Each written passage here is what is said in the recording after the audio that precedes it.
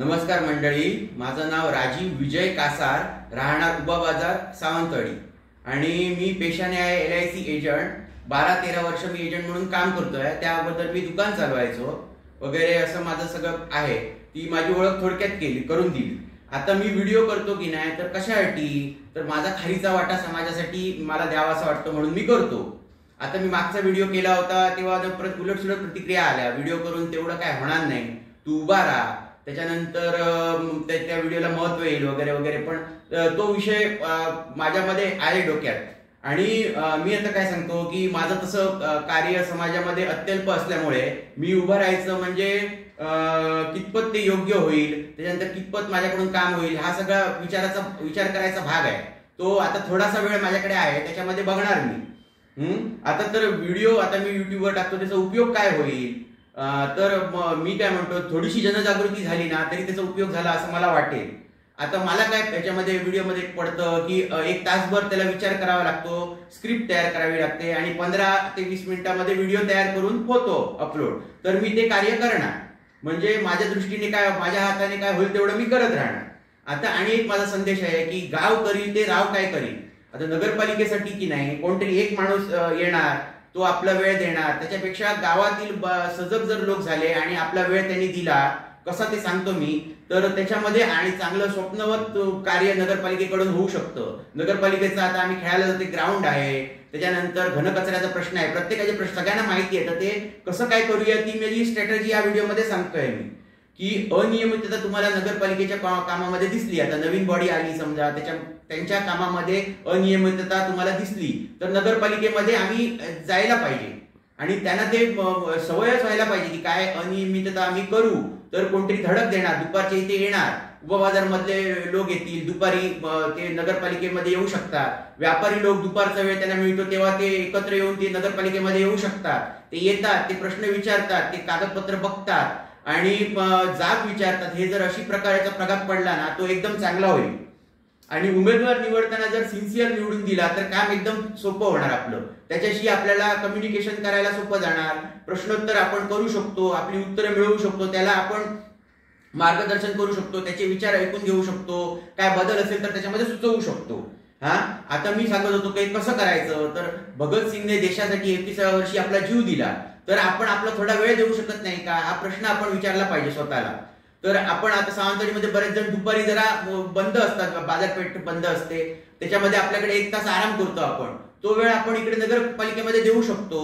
तर मी पण तो विचार करतोय की जर आता एकत्र कोण कोण येत असतील तर जायचं, एकटा जाऊन तिकडे दाद देणार नाही. तर ठराविक माणसं आली, त्याच्यामध्ये रिटायर माणसं असेल वगैरे, तर त्याने पूर्ण जबाबदारी घेतली, मी वेळ देतो आणि त्याचा पाठपुरावा करतो, तर एखादं काम आपण तडीच नेऊ शकतो. एखादा आपल्याला काय शंका असेल की नाही ते जाब विचारू शकतो. हे सोपं आहे, करण्यासारखं आहे.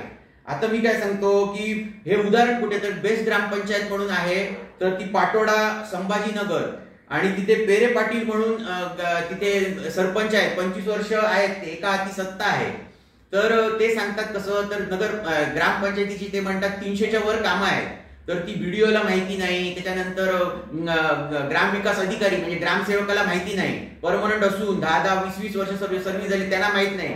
ह्यांना हे सांगतात आपण आता 25 वर्ष काम करतोय तर आपल्याला अर्धी कळली अर्धी कळायची असं सांगतात ते. मग एवढं काम ग्रामपंचायती मार्फत होऊ शकतं, नगर परिषदेमार्फत सुद्धा आपली कितीतरी कामं होऊ शकतात. गार्डन, त्याच्यानंतर लोक आता इकडे स्थानिक युवा आहेत, त्यांचं उत्पन्न वाढवायचं कसं, हा सुद्धा नगर परिषदेच्या कामाचा भाग आहे. हे आपण 4थी मध्ये शिकलोय, तर त्याचा असा उपयोग काहीतरी केला पाहिजे.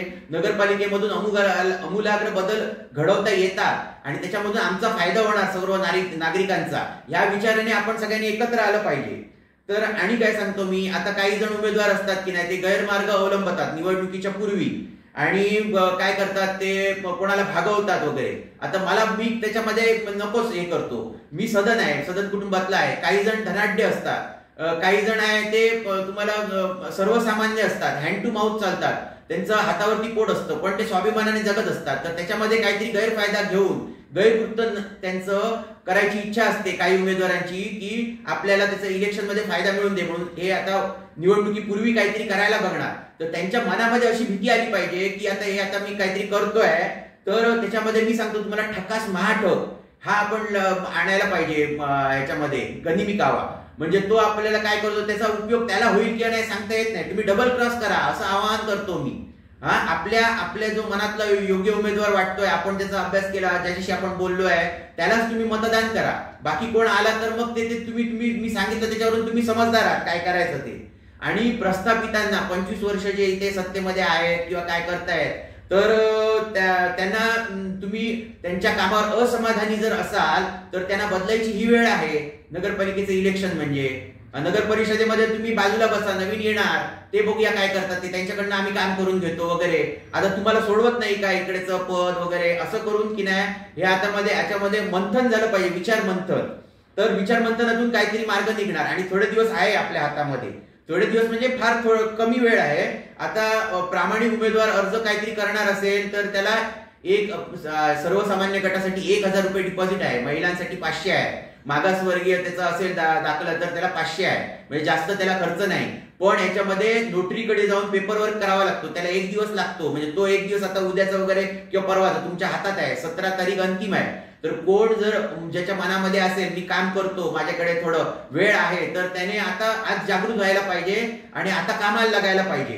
त्याला ते संडास तुमच्याकडे आहे की नाही याच्यापासून सगळे कागद गोळा करावे लागतात. ते 1-2 दिवसात होऊ शकतात प्रयत्न केले तर. आणि तुम्ही अपक्ष म्हणून उभे राहायला तरी हरकत नाही. अपक्षांची पॅनल इकडे आपण आणू शकत नाही का? काम करणारे असतील तर त्यांना मतदान होईल. त्यांची भले सभा नको होऊन दे, त्यांना सभेसाठी इकडे खर्च गांधीचं बुक करता येत नाही वगैरे, त्यांचं तसं असेल.